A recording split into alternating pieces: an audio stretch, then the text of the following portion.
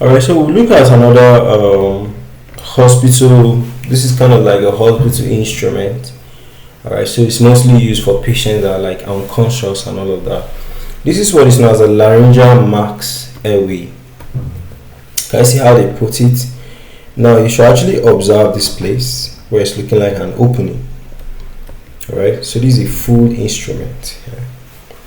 You can pause to look at it. Okay, so the laryngeal mask airway is just a type of what supraglottic airway device. So it's used to maintain an open airway. You understand? When they are doing anesthesia or emergencies, when the patient is like unconscious, you are trying to maintain the airways so that the patient can be able to continue breathing.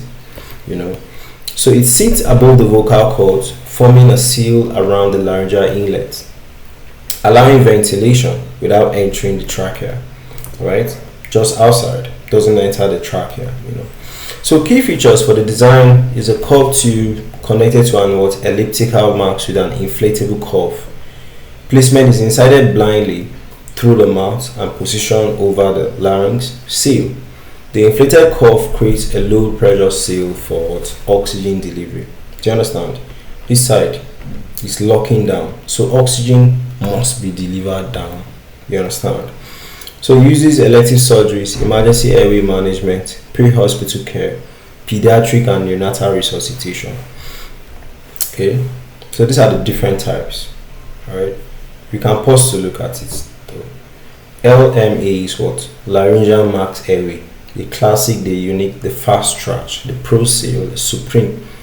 Alright, all of that. So contraindication is poor mouth opening or distorted airway anatomy. Alright, high risk of aspiration. If the patient is conscious, don't. Alright, it's used for people that are unconscious.